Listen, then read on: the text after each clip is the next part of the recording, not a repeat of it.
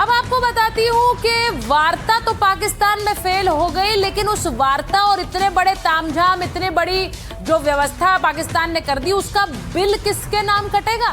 क्योंकि पाकिस्तान तो उसका बिल नहीं दे सकता है। ये आपने तस्वीरें देखी, पाकिस्तान के अधिकारी, वहां के मंत्री स्वागत कर रहे थे जेडी वैंस का, स्वागत कर रहे थे ईरानी डेलीगेशन का। लेकिन इन सब के बाद जो बिल आएगा उसकी भरपाई कौन पड़ेगा? आपको दिखाती हूं कि पाकिस्तान को क्या इस बिल को भरने की खैरात मिली। जरा देखिए, पाकिस्तान ने सऊदी अरब और कतर से पीस टॉक की मजदूरी वसूल ली। सऊदी अरब और कतर पाकिस्तान को $5 अरब यानी करीब 41,000 करोड़ रुपए की मदद देंगे। दावा किया जा रहा है कि सऊदी अरब और कतर ने पाकिस्तान को यह मदद अमेरिका ईरान के बीच शांति वार्ता कराने के बदले में दी है। घनघोर आर्थिक संकट में फंसे पाकिस्तान के पास सिर्फ $16 अरब का विदेशी मुद्रा भंडार बचा है। मतलब ये कि पाकिस्तान इससे सिर्फ 90 दिन तक काम चला सकता है। इस बीच यूएई ने पाकिस्तान से 8 साल पुराने कर्ज की वसूली शुरू कर दी। पाकिस्तान को इसी महीने यूएई को $3.5 अरब का कर्ज चुकाना है। ऐसे में सऊदी अरब और कतर पाकिस्तान को $5 अरब न देते तो पाकिस्तान की अर्थव्यवस्था डूब जाती।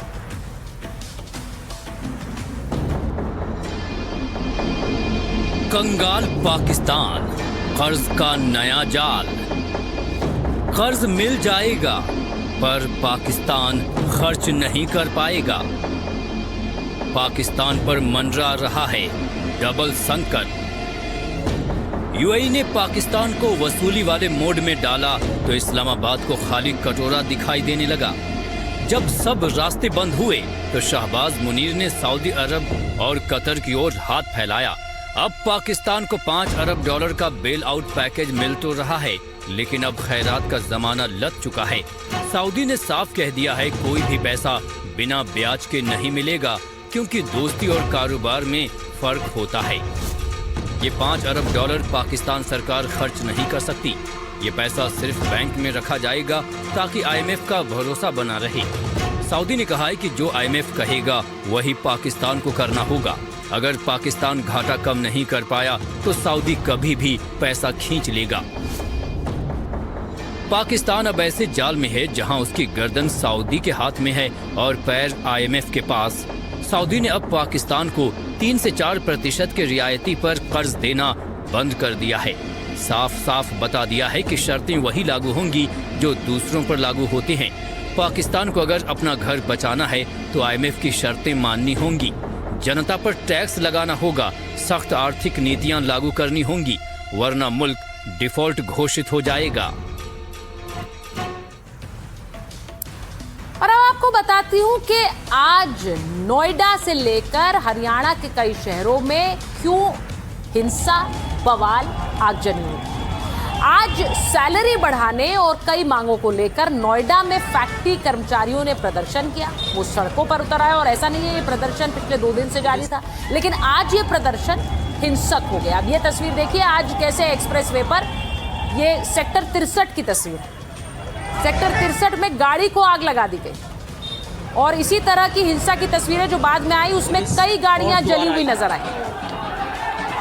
अब ये देखिए, गाड़ियों के शोरूम में तोड़फोड़ करने पहुंच गए लोग। अब ये सब गुस्सा क्यों फूटा है वो भी आपको दिखाऊंगी। गाड़ियों में तोड़फोड़ की गई और वहीं ये देखिए कई फैक्ट्रियों में कर्मचारियों ने पत्थरबाजी भी की। ये सब इनका गुस्सा था और गुस्सा क्यों था वो आपको बताऊंगी कि आखिर इन लोगों ने गुस्सा क्यों निकाला, इनकी मांगे क्या थी। सैकड़ों की संख्या में ये सड़क पर उतरे।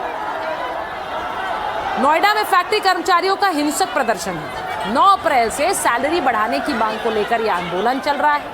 आंदोलन कर रहे कर्मचारी आज सड़कों पर उतर आए। सुनवाई नहीं होने की वजह से उग्र हो गए कर्मचारी। अलग अलग इलाकों में 50 से ज्यादा फैक्ट्रियों में पथराव हुआ। कई गाड़ियों में आग लगाई गई, कई गाड़ियों में तोड़फोड़ हुई। प्रदर्शन कर रहे कंपनी और फैक्ट्री कर्मचारियों का आरोप है कि रोज उन्हें 500 से 700 रुपए वेतन मिलता है, जो बहुत कम है। 500 से 700 रुपए वेतन। फैक्ट्री में रोजाना 10 से 12 घंटे वो काम करते हैं। रोज 10 से 12 घंटे काम कराया जाता है और कंपनी की तरफ से ओवरटाइम का सही भुगतान भी नहीं किया जाता। कर्मचारियों को छुट्टी और बोनस जैसी सुविधाएं भी नहीं मिलती। अब कर्मचारी कह रहे हैं कि अपनी मांगे उन्होंने रखी हैं। कर्मचारियों का न्यूनतम वेतन 26,000 रुपए महीने होना चाहिए, काम के घंटे तय होने चाहिए, ओवर टाइम दुगना किया जाए, हर हफ्ते एक दिन तो छुट्टी मिले, काम का दबाव ना हो, वो भी नहीं मिल रहा है, श्रम कानूनों का पालन हो, सैलरी समय पर ट्रांसफर हो। अब जरा सुनिए प्रदर्शनकारी क्या कह रहे हैं। सुबह 5 बजे से हम लोग खड़े, अभी तक कोई सुनवाई नहीं, कोई अधिकारी नहीं आया सर। अधिकारियों को कोई कुछ सुनाई नहीं दिया। फिर हम लोगों ने यहाँ पे आए हैं तब भी नहीं सुनाई दिया। पहले तो 6 मंथ से हमारी सैलरी स्लिप रोक दिया गया है। जब तक कंपनी आकर ये न बोले कि तुम्हारी सैलरी इतना हो गई, आई कार्ड न बना दी, सैलरी स्लिप न देने लगी, तब तक हमारी प्रोटेक्ट जारी रहेगी। हम लोग जानते हो कि महंगाई इतनी हो रही है, गैस इतनी महंगी हो रही है, लेकिन सैलरी नहीं बढ़ रही। हमें बस सैलरी चाहिए और कुछ नहीं चाहिए। हमारी तनख्वाह बहुत कम है, हम 20,000 रुपए तनख्वाह चाहते हैं यहाँ पर, जो हमें 8 घंटे के लिए यहाँ 10,000 रुपए देते हैं, जो हम नहीं करना चाहते हैं। इसलिए गवर्नमेंट ने बोल दिया कि 20,000 रुपए तनख्वाह होनी चाहिए। इसलिए हमारे भाई बहन यहाँ पे खड़े हुए, पिछले बहुत टाइम से खड़े, सुबह 5 बजे से खड़े हम लोग। गवर्नमेंट का कोई भी सीनियर पर्सन हम लोगों से पूछने नहीं आया कि हम यहाँ क्यों खड़े हैं, हम रोड पे क्यों। पब्लिक ये बढ़ा ही नहीं रही, कंपनी तो हमें आने भी नहीं दे रही। बाहर जाके क्या करोगे, कुछ नहीं कर सकते हम कंपनी का, ये कहना है कंपनी वालों का। कोई कुछ नहीं कर रहा है कंपनी में। 11,000 रुपए दे रही, 11,000 रुपए डिप्लोमा वालों को 13,000 रुपए दे रही है। 3 घंटे ओवर टाइम दे रही है पर 80 रुपए। अब PFSI भी काट के और वो भी डालती नहीं है PFSI टाइम, और भी PF नहीं जमा है।